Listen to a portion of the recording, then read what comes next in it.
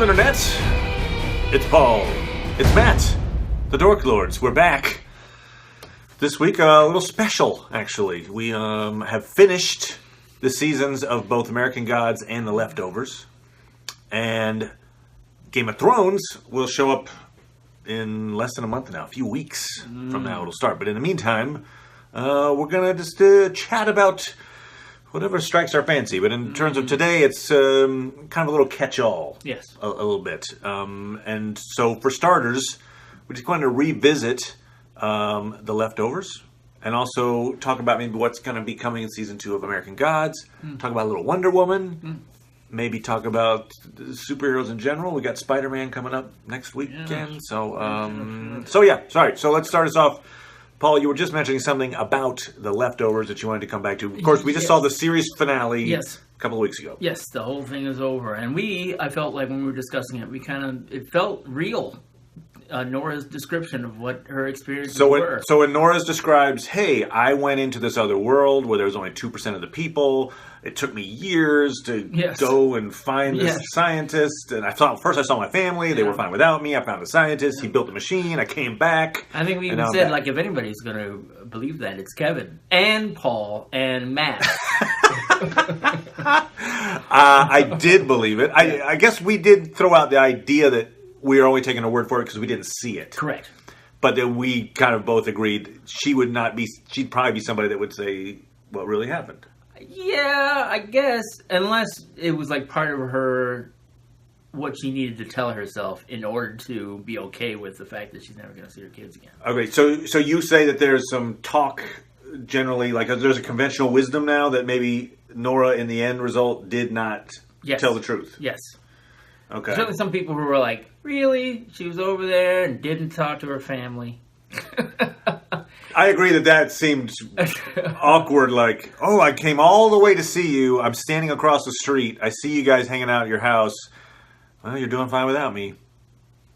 So long. Yeah. Also, what you said, if they figured out how to go back and forth. Yeah. You'd be like, hey, maybe you want to go there. Yeah. Your family's there. I've been there. Yeah, start taking people in mass. Right. That was the one we brought up at the time. What about that? That seems like a plot hole. Or maybe, it didn't necessarily make me think that she was telling a lie, but just maybe the showrunners were like, well, let's just not gloss over that. Yeah, right. And some people thought it was rather okay, I'll make you a machine that takes you back. I see what you're saying. I think you might have said that's a lot of work. Let's machine that for me to go back, and then I can go back again, or maybe you can't. But they didn't say that. They didn't say that at all. So okay, now that you've put this out there, I will say, here's another maybe a nugget that might suggest she's lying. Right. Just in story terms, when Kevin shows up, he tells a convincing lie for a while. For a while. For a long time, he's like, oh, no, we never, that we met that one time. Yeah. And then after that. Yeah. And so it's his version of telling a lie that he thinks is helpful, that they can get past it. Maybe you could say story-wise, it makes sense of the symmetry of she also tells a lie that helps them get past the fact that she never came to see him. I've been trying to find you for years, and you've just sat here avoiding me. Great! That's awesome. So that could be the symmetry of that story-wise. I could see potentially. Right. It might even make it more logical for her to be so resistant to Kevin.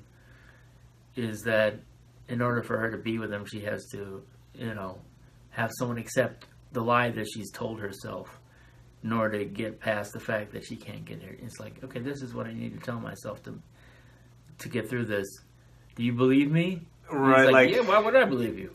Right, she right, okay, so in other words, she doesn't think he'll believe her, not because it's so outrageous that it can't, but in her mind, she knows it's a lie. Yeah. It's no one's going to believe this because I don't believe it. But that's interesting. I don't think we're ever going to know the answer to that. No, actually, that's what made me think that. Initially, I was thinking you could.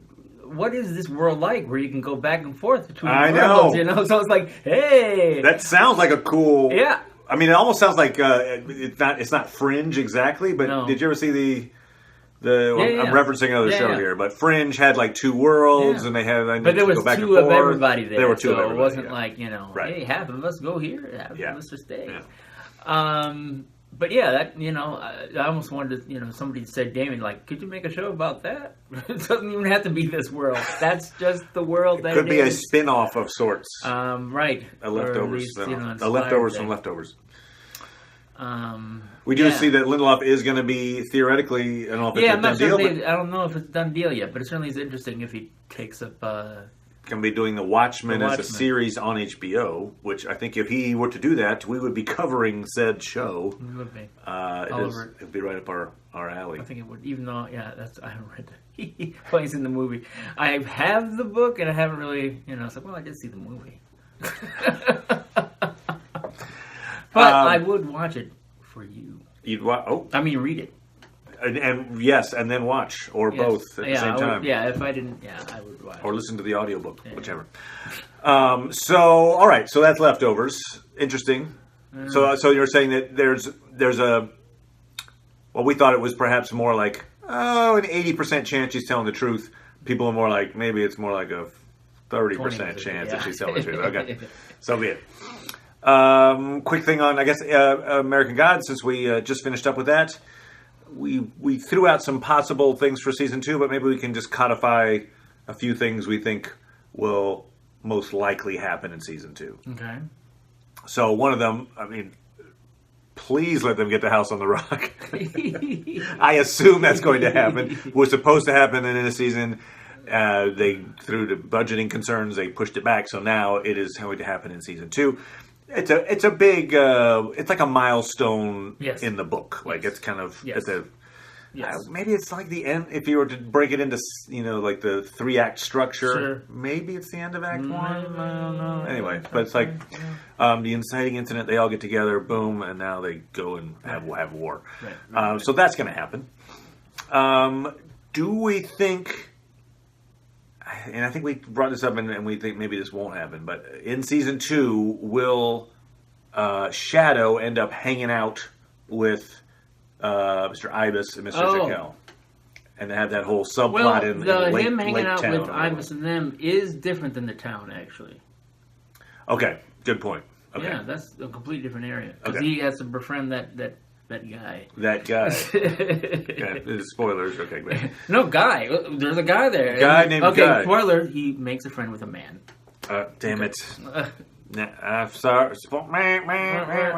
Okay, yeah. Anyway, yeah. So, I feel like that's, I mean, the way we're seeing it, I think they said at least 5 seasons. I know. So it's 5 seasons. You feel like that's maybe like season 3 or something. Not really a season 2 thing.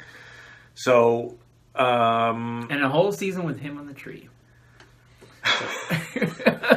Yeah, which that's season 4, maybe. I don't know. Wow, good point. So this first season was basically a road trip. Yeah. Like, I mean, they were on the road. It was like in the book. They were traveling, and then we got to see. And then once you hit House on the Rock, it kind of ceases to be a road movie. It's not exact. I mean, there's still some traveling. Yeah, but they're not traveling together. Right, right. So it does become there's a different feel to it. Yep. So it'll be interesting to see, how the show adapts to it not being a road pick anymore. And are there any folks we want to see that, now that we know that they're just going to bring in, they brought in Vulcan, they brought in Easter. They brought in Easter early. So, like, they reference Saint Nick. I'd actually like a Santa Claus episode. I think that would be pretty interesting. The American Santa Claus. Yes. I guess I still want to see. I liked that detective that appears in the book. That's tracking Shadow. That hates Shadow. Yeah. I like that detective. Yeah. So I thought initially that one of the, I don't know, did they cast her as a woman? No, they killed her. So, Right. Yeah. No. Yeah. I mean, they could have her partner be the one, who ends up chasing him. But we haven't met. Right. Right. That's a whole other thing. You're right. That they didn't set that up. Yeah. So they're going to have to set it up in order to start that going. So that could be a setup in season 2 for sure. Very good. Very good. And they've made Bilquist's, journey much more complex than it is in the books. So. Right. And so we had the issue of we didn't know when we see Bilquist's backstory in the last episode. Right. And it's being told Yes. was okay, she's a double agent, but was Mr. Nancy telling Shadow that she's a double agent? Yes. And so I don't know. It's weird. It was nebulous. Yeah, I came down on the side of I don't think so. I kind of feel like it would just give it away. Like then that plot becomes much less interesting. Yeah, and you're like, he knows. Yeah, so. and let me tell you this long story. That's basically tell you that she's a spy. But that's the end of it. But on the other hand, the moral is watch out. And his comments are, I forgot the exact words, but Shadow is kind of saying like the moral. They were like, "What is the moral?" And it's the moral is watch out for. So he kind of suggested that Nancy was telling him, she's a spy. Yeah. So I don't know. But his moral of everybody's got to find their own God does not accurately warn you about. And maybe she's she's so her spell it can be so compelling that it doesn't matter if he knows. It could be kind of a Jedi mind trick thing. I don't know. But I do feel like yes, they're going to bring her in more. We will see more of Laura. We have this moment now in time where Shadow has finally said, "I believe." Yes. And then Laura's like, "Oh yeah, by the way, he tried to kill. He successfully killed me. Odin successfully had me killed. Right. And what will that do to Shadow's loyalties? Right. If he discovers it. Right. Will she decide to tell him? Right. It doesn't feel like it should be because she's there. She could just change the tenor of his relationship with him. Yeah. In a way that it's like, oh, you know what? I'm fine with that too. Right. I think she will tell, and I think it'll create this conflict, and there'll be a sense of Odin has to use his abilities of conning and of to say, look, it was for the greater good. This is why I did it. I wouldn't have done it now. I don't know. I don't know how he would smooth that over, but I feel like he would attempt. There'd be the conflict of him trying to smooth it over would be maybe some fun TV. So they might lean into that. I don't know. That's my thought. Okay. I don't know. We'll find out. I'm not sure when that show's coming back, but it will come back. It will. All right, Wonder Woman. Yes. We're late on this. I get it. This show's it's been out for a couple of weeks now, so we're not going to recap it. But two dudes talking about Wonder Woman. Yeah, great. But I enjoyed the film. I think it is the best of the new line of DC movies. Yeah. When I say starting with, say, Man of Steel. Yes. Like the Dark Knight trilogy is pretty awesome. I do like a lot of the Christopher Nolan Batmans, which are also DC movies. No, they are. They are, although apparently they take place in their own universe. Okay. And yeah, they're not part of the DCU. No. Right. Yeah, no. But there's a DC. Yeah, no. Depiction. No, I mean, and within DC Comics, they actually have a paradigm where they have alternate worlds. Where characters are a little different than they are depending on which comic you buy. So they have they give the Earth's numbers and stuff. So in theory, you could say this is the Earth 2 Batman or the Earth 3 Batman or whatever. All right, but they won't. This so Wonder Woman, infinitely better than Suicide Squad. I think to me, Suicide Squad is the worst of the DC movies. And to me, that's Batman v Superman. Batman v Superman to me is the second worst. I watched Suicide Squad, and I think my jaw was open at how bad it was for an hour. I was just like, what am I watching? This is horrible. And for Batman v Superman, my jaw was closed. I just wanted to die. Yeah, no, So- I think there's another review in somewhere earlier where we ripped that movie apart, but it was not as bad as Suicide Squad. Wonder Woman beats both of those films and Man of Steel. It's a quality flick. It's a quality superhero movie. Okay, I'll go for it. I would say because it's set in war, and the character is very optimistic. That for me, I think you can safely compare it to Captain America: First Avenger. Certainly, it's a time period piece, and you don't have the Nazis in which is a very important point, which I'll come back to here in a second. But yes, they're not Nazis the way that you did in the original comic. But it's still about battle in wartime, and I feel like it does a better job of creating a group that bonds and fights through war. And I felt Captain America leaned rather more heavily on Bucky in terms of establishing that relationship. He had I loved seeing Dum Dum Dugan in Captain America, but I don't feel like it really established. It was basically montage, and actually having a mission in Wonder Woman that they were trying to complete. I think did a great job of having the characters bound together. Okay, all right. If I were to pick a few things that maybe I thought could have been slightly better, I would say maybe slightly less of the slow-mo Schneider 300. Like, it's cool to use it. I like it when it's done sparingly. Yeah, in the right moment, you suddenly. But like if you overdo it, then it's like, oh, slow motion riding a horse. Oh, slow motion opening the door.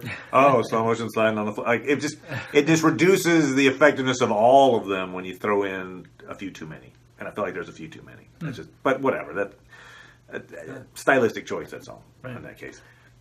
Bigger issue. I almost hate to bring this up. This isn't necessarily an issue I have. It's just something I've noticed. And I mentioned this to you maybe last week about this, but I'm going to compare this in some ways because I had the same feeling coming out of the Matrix. So in the Matrix, Neo is told, "Hey, you got to get back in there and say." I think he's saving Morpheus in this particular moment. And the first one, yeah, okay. And hey, you're gonna encounter a bunch of people, but they are and they're just like you, but. You know what? They're under control. They don't realize that they're in this thing, and so you got to kill them. And so he kills lots of people. Yes. There's that bank scene, or I think it's in a bank. It's in a big corporate building, and he's like jumping around in a circle and shooting everybody, and they're just and he gets. I mean, the body count is huge. Yes. Okay, and I was at the time I thought to myself, "Jeez, like those are people. I get it, but they're under control. They have no control of their own. They're like puppets, and you're just like, yeah, here's a solution. Bada bada bada bada." So similarly here, I felt like Wonder Woman's like, you know what, Ares. She didn't have that excuse actually. She doesn't, at the end, she doesn't have the excuse, but I feel like leading up to that moment, she's like, Ares is in control. Yeah. Well, so what do you mean she doesn't have that excuse? Well, so in the Matrix, it's like potentially the whatever they were, I can't remember what they're called now. The agents. The agents, yeah, they could jump into anybody. So you could be like fighting somebody, and then they jump into him, and then it's like, oh no, now I'm gonna die because there's no way I can survive. It's not just a dude; it's an agent. Right. So better off killing people that are up against you before they can. Wait a minute, are you that person the agent's looking for? Nah, I'm an agent. Okay, sure. So you're saying the element of danger is even higher. Yes, okay. They didn't have that in Wonder Woman. In Wonder Woman, like, so but Ares will come out through me. Good point. But so maybe it's even worse. But so yes. When I see her thought is these people would not be fighting if not for Ares. Ares is polluting their minds. Yes, they are just people who want to be peaceful people, and Ares is keeping them from being peaceful people. Right. And these are not Nazis. We talked about that. Like when you say Nazi, you can pretty much, at that point, you're like, okay, they're horrible people, and you can just kill them off at random. Nazis are like, they're practically like robots, right? It's like, oh, a Nazi? Fine. Okay, this is World War I. It sounds like you're saying, Wonder Woman, don't kill them. It's not like they're Nazis. Yeah, right, exactly. I feel like if it was World War II, there'd be less of an argument for this, because it'd be like, oh, they're Nazis. Captain America First Avenger, he would just kill them, be right, left. Yeah. Perfectly okay. Right, exactly. They aren't Nazis. Exactly. All. They're Nazis. And in this case, they're not Nazis. They're the Nazis' parents. Yeah. So there you go. This they're pre-Nazis. You're Hitler from even being born. Kill them all. Okay. So she goes into battle, and there's that, the no man's land scene, which is great. It looks cool, and it's very effective, and it's symbolic that the woman goes into no man's land, and like, and then she kills a whole bunch of Germans. She does kill them. She just kills a bunch of them, and it's. I'm not. It's not like I'm saying, "Oh, that's horrible," but there's a weird message that sends of like, "Yep, these people had no control over it, and I just killed them all because they were in my way." Yeah, it's interesting actually, because certainly people are saying this is not as dark as Batman v Superman or even the Christopher Nolan movies actually. I mean, and many people have said, the way he's throwing people around in Batman, they probably died. It's like, like big things hit people and all sorts of If they didn't die, it's no thanks to him. Yeah, exactly. But this, because she's, dressed brightly and is happy. Yeah, the colors are brighter. She's, they got fancy rock music and everything. People might not. Haven't heard a lot of criticism of how she's killed people, and it's not like she does that in the comics. And even more, perhaps to your side, is that she's pretty strong. She's pretty capable there. You think she could just knock people out, or like avoid them in some way, like she could super leap over them or something, or like, where do I have to go? Well, where? I mean, whatever. The scene that they had. Spoilers, where they're shooting people, her jumping over them. What's that gonna do? Just saying, has to stop them. Like the idea of stopping them humanely, I think, becomes an extra conflict for somebody who's a god, and she has practically godlike powers. I think that's still an interesting story to tell, and instead of just saying, "Oh, just kill them." Oh, here's a solution. Just kill everybody. Oh, okay. Well, yeah, that's a solution. Sure. It's kind of what they're trying to do to you. Maybe you could come up with a better plan. Certainly how she was taught. Yeah. No, it's not a deal breaker. It didn't ruin the movie or anything. It was just one of those like, it's an odd message that a lot of movies, hero movies, they come into this moment a la The Matrix, where it's like, oh shoot, I've hit this impasse. How do we get through this scene problem? Well, you can kill him. Oh, we'll just kill him. Okay. Well, great. Next. Anyway. All right. So that was all just a thought I had on that. But I do appreciate the movie. I think it's an excellent direction for DC to take. Yes. And it bodes well for the Justice League. So we'll see. I mean, still. I mean, I think one of the trailers, not this last one, with the previous one, I felt better about it, but I still need to, they have a lot to prove to me. I need to be convinced on, a few fronts, but Aquaman, I hate Aquaman, just generally speaking. Through time, I have always thought Aquaman was just, why are you there? And so I know that they've now tried to, make Aquaman cool. But it's the making Aquaman cool that almost makes me worried about it, too. So. To me, if you look up Namor, the Submariner. I was always a Submariner fan. Looks very much more like Submariner to me than Aquaman. Yeah, I mean, he has the long hair and the beard and all that stuff. Yeah. Which, Namor looked more like Spock, basically. Yeah, this guy looks kind of Spock-like, okay. Right. But anyway, and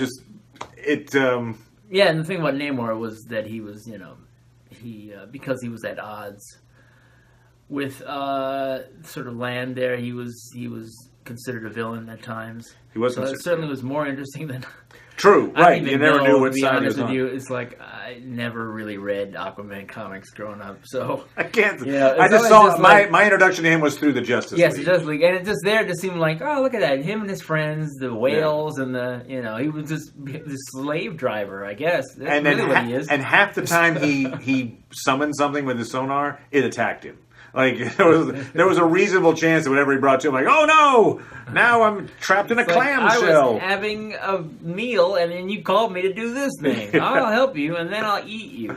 I think actually in the Justice League, I could be wrong on this, but I believe the only Aquaman-centric storyline involved Aquaman being mutated by like a nuclear device that had fallen into the water into like this prehistoric fish thing that they had to attack. So it was like he became the villain of the piece, and that was the only way they could like bring him in. That's interesting. Yeah. Too bad that wasn't the hey, I can keep doing that. Yeah. What the? Oh, check it out. Now I'm useful. And then go back to maybe I could do something that is effective on land. Yeah. All right. So yeah, but. We'll see how Justice League works out. Yeah. It could be cool. Could be. Could be. What do you think on? We'll just briefly touch then on Spider-Man. Yes. Yeah, everything looks great. I mean, there were a number of people who apparently saw it over the weekend and were pleased with what they saw. So, I think it's, definitely the core of the character takes place in high school, even though most of the episodes we've ever, issues of Spider-Man have, he's been around so long, he can't keep in high school forever. So most of the time he's in college or post-college.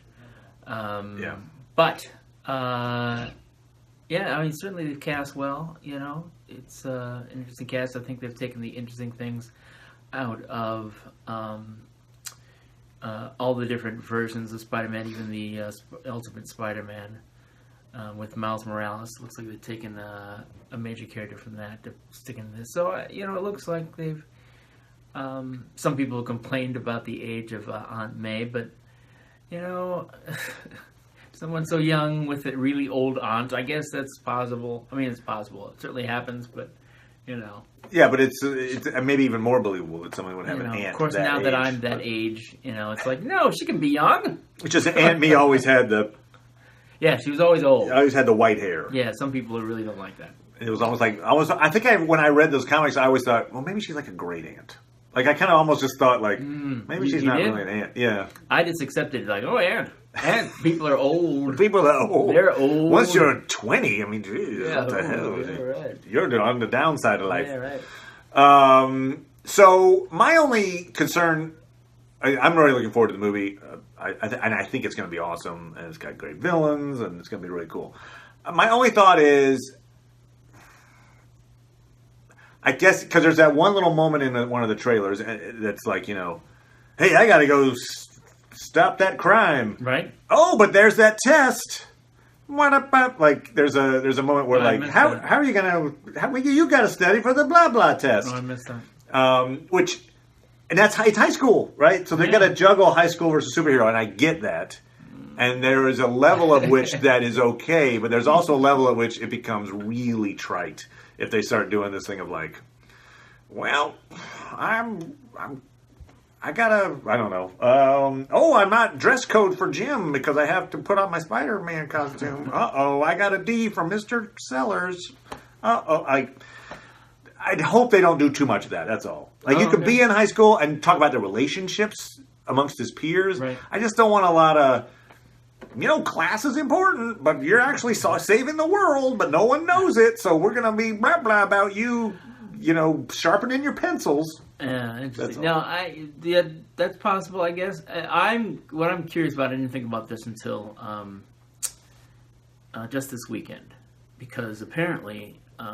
they've already greenlighted a sequel to it, and they started off wanting to have a number of Spider-Man movies, but it's not going to be shot even until after they finish the second Avengers movie, or technically the fourth Avengers movie, and apparently a lot of stuff's happened there, so much where it's like it's going to affect Spider-Man, and it makes me wonder what what that could be. Okay. Makes you wonder if he's going to be outed in some way.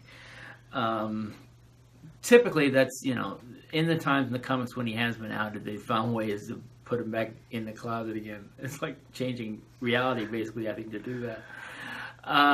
So you think it's being outed? I thought it would be that after the Infinity War, that the Earth would look different. That there would be like, I don't know, like almost, maybe not post-apocalyptic, but maybe, well, your school got blown up or whatever. You know what I mean? Like bad things happen, right. And now it's kind of like the Hogwarts, now the school's closed because the Death Eaters have taken over, right. Whatever, that kind of thing. Yeah, that was a major... I guess it did. I can't remember now.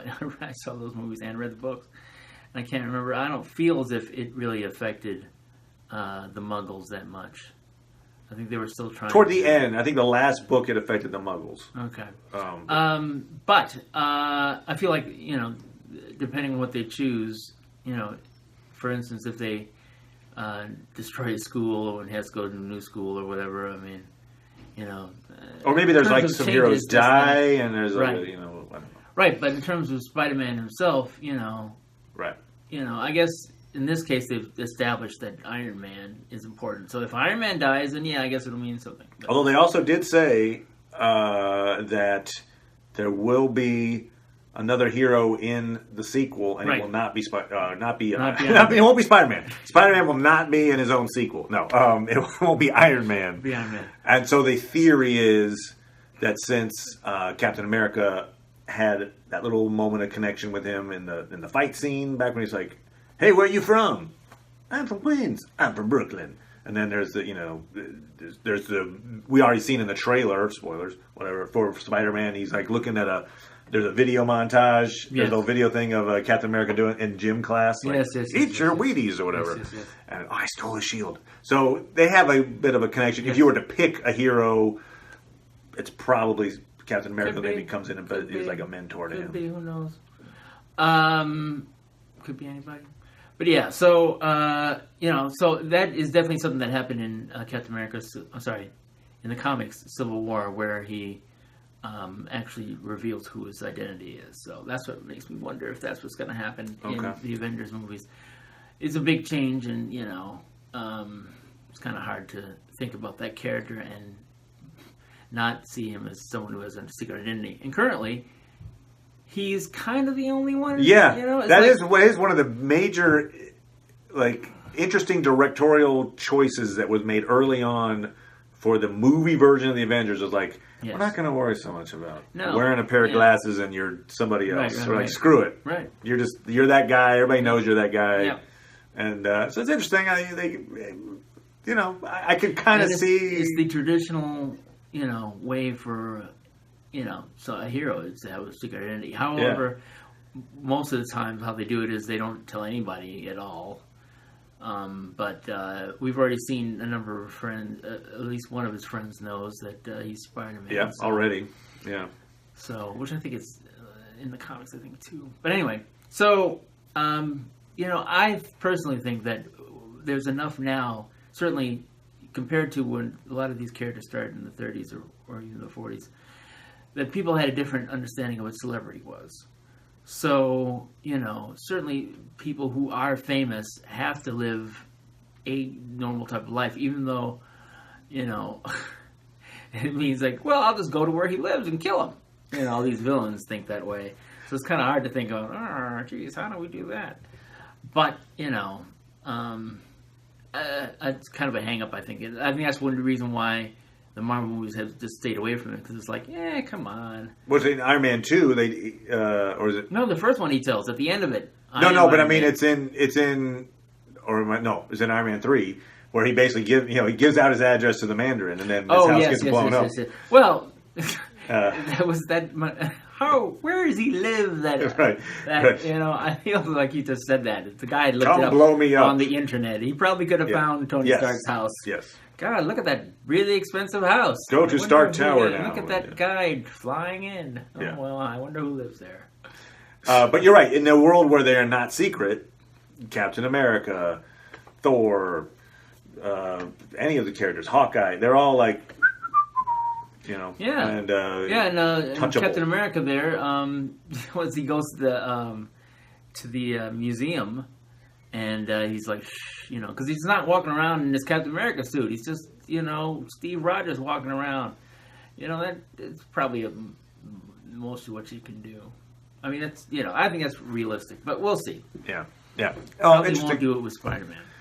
I kind of hope Spider-Man has that as his little signature thing. I mean, I guess Black Panther maybe has a bit of a signature thing too, where they don't necessarily know who he is. Well, I think it's Wakanda. I think they don't know what the nature of that really is. Yeah, maybe everybody in Wakanda knows who he is.